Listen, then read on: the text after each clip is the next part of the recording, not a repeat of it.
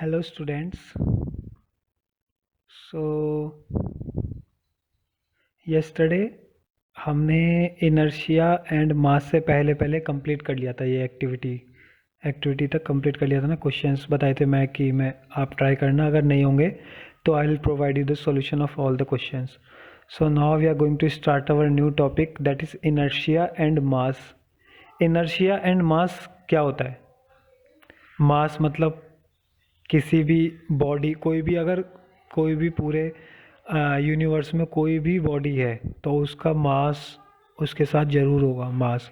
और इनर्शिया मतलब रोटेशन से रिलेटेड, कोई अगर बॉडी रोटेट कर रही है, जैसे हमारा जो अर्थ है वो सन के चारों तरफ रोटेट कर रहा है, तो यही इस मतलब जो रोटेशन से रिलेटेड है इनर्शिया। इनर्शिया मतलब किसी भी एक पॉइंट से, जब जैसे मैंने धागे वाला एग्जांपल बताया था ना, धागे से एक पत्थर को बांधेंगे अगर और उसको रोटेट कराएंगे तो वो उस जो पत्थर होगा वो उस धागे से अगर जब तक टूटेगा नहीं तब तक एक सेम पाथ को फॉलो करते हुए रोटेट करता रहेगा, सेम पाथ को।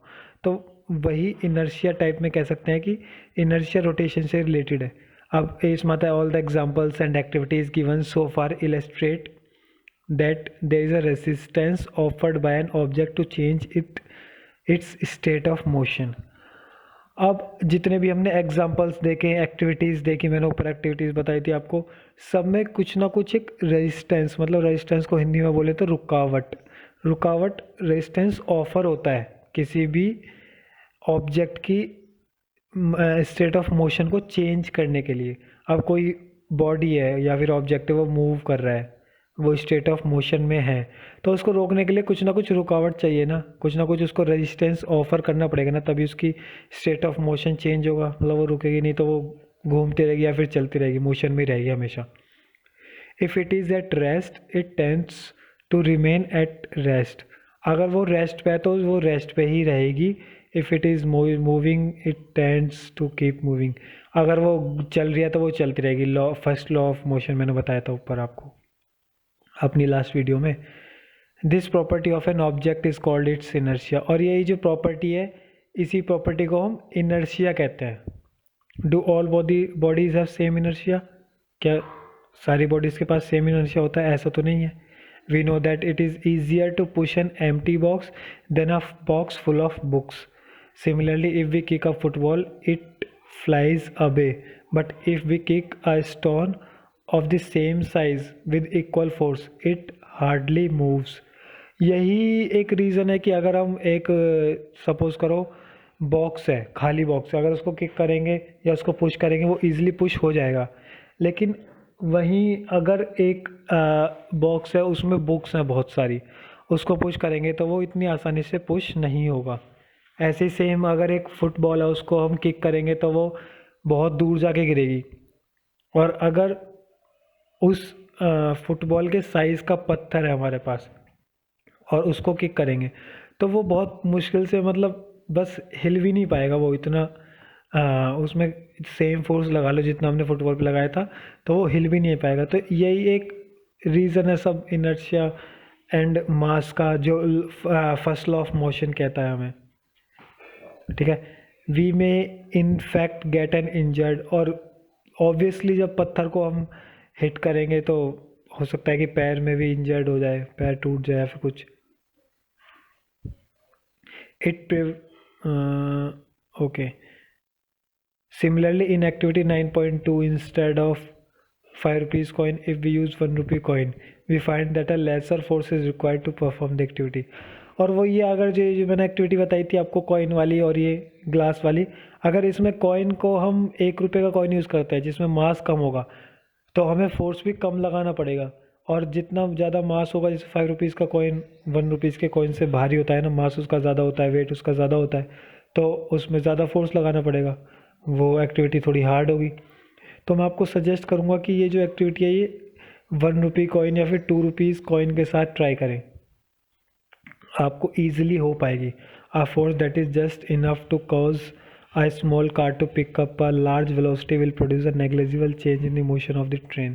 This is because in comparison to the cart, the train was much lesser tendency to change its motion accordingly we. अब इसमें यही बताया गया जितना ज़्यादा हमारे पास मास होगा उतना ही ज़्यादा हमें फोर्स लगाना पड़ेगा। वो सिंपल, वो तो ऑब्वियस सी बात है, लेकिन फर्स्ट लॉ ऑफ मोशन भी हमारा यही कहता है कि कोई भी चीज़ अगर रेस्ट में है तो वो रेस्ट में रहेगी, मोशन में है तो वो मोशन में रहेगी। और ये कुछ क्वेश्चंस है रिलेटेड टू फुटबॉल, फुटबॉल से रिलेटेड है कुछ, या फिर कुछ रबर वगैरह से, तो ये आपको ट्राई करना है। अगर नहीं होते तो I will send you the solution obviously. अब आता है second law of motion. Second law of motion क्या कहता है? The first law of motion indicates that when the an unbalance external force acts on an object, its velocity changes, and that is the object get an acceleration. We would now like to study how the acceleration of an object depends on the force applied to it and how we measure the force. अब जैसे first law of motion बताया था कि अगर हम किसी भी body पे फोर्स अप्लाई करते हैं तो वो एक्सिलरेट होती है। अब सपोज करो कोई भी एक चीज़ है, वो कम स्पीड से चल रही है, अगर हम उसको और ज़्यादा फोर्स अप्लाई करेंगे तो वो एक्सिलेट होगी, उसकी वेलोसिटी इंक्रीज होगी। ठीक है, तो अब सेकंड लॉ ऑफ मोशन में हम क्या पढ़ते हैं कि वो कितना इंक्रीज होगा, कितना एक्सिलरेट होगा, वो मेज़र करते हैं with respect to different different forces. ठीक है, तो let us recount some observation from of everyday life. During the game of table tennis, if the ball hits a player, it does not hurt him. On the other hand, when a fast moving cricket ball hit, और यही है कि अगर football है वो hit करती है तो इतना हम चोट नहीं लगती हमको, इतना हम इंजर्ड नहीं होते। लेकिन अगर एक बॉल है, क्रिकेट बॉल, और वो बहुत स्पीड से आ रही है और वो हमारे लगे तो ऑब्वियस सी बात है हम हर्ट होंगे। ऐसे एक ट्रक का एग्जांपल लिया है। A truck at rest does not require any attention when parked along a roadside, but a moving truck, even at speed of low as 5 metre पर second may kill a person standing in its path.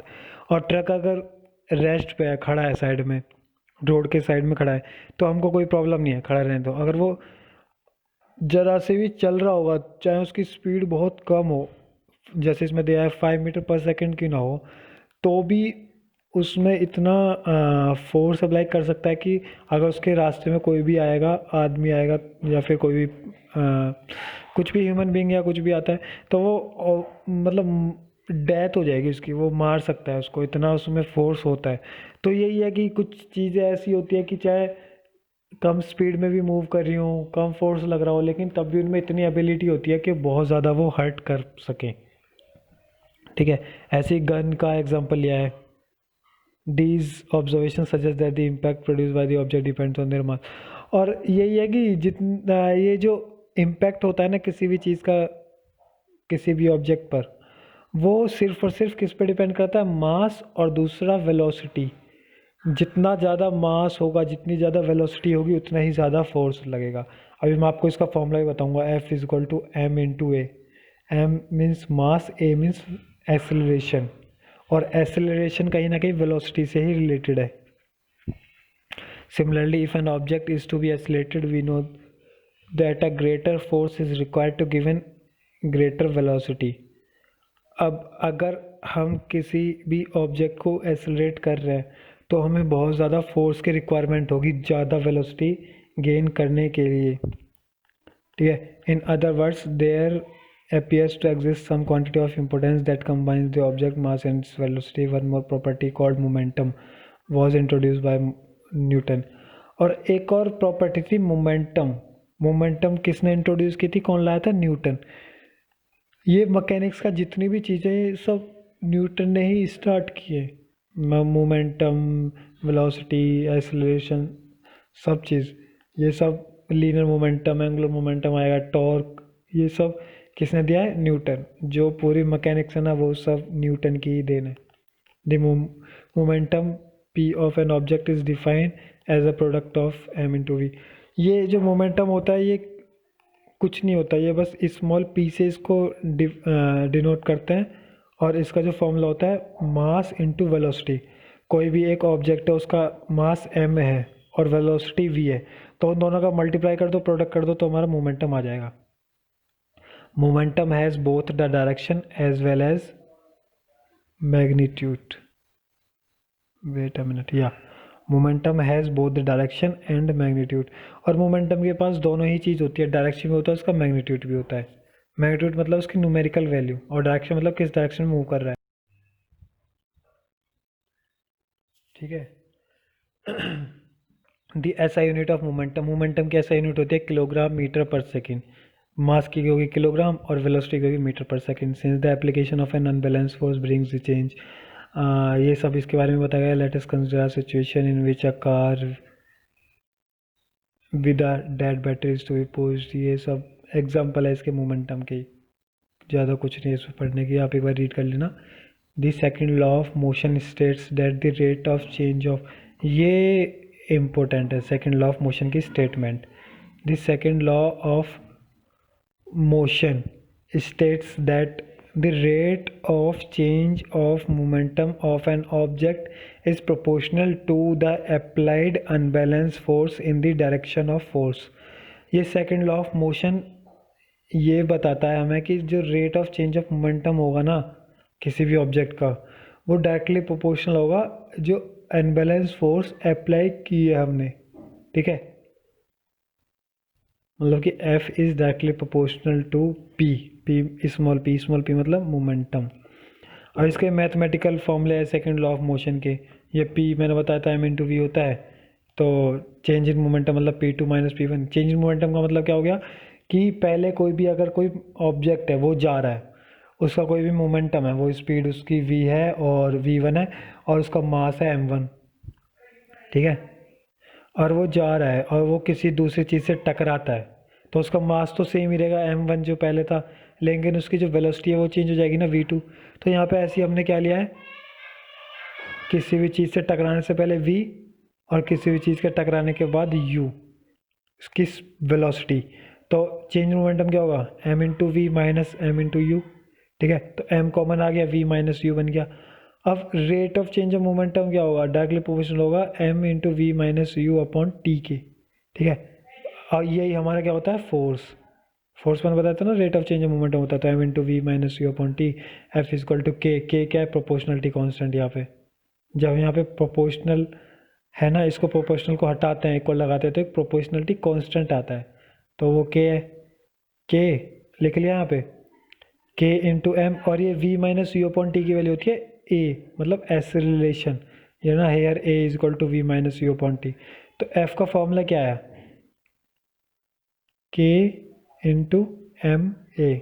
ठीक है, और unit of force क्या होती है, k into kilogram metre पर second square, force की unit होती है।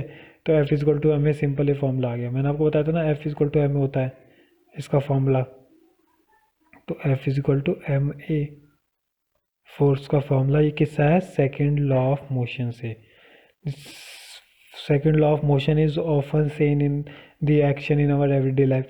और सेकेंड लॉ ऑफ मोशन वैसे तो ये तीन लॉ होते हैं मोशन के, ये तीनों लॉ हमारी डेली लाइफ में बहुत ज़्यादा यूज़ होते हैं, कहीं ना कहीं डेली डेली लाइफ में बहुत यूज़ है इनका।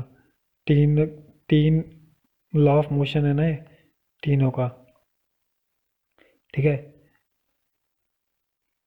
Have you notice the while catching a fast moving cricket ball, a fielder in the ground gradually pulls his hand backward with the moving ball in doing so।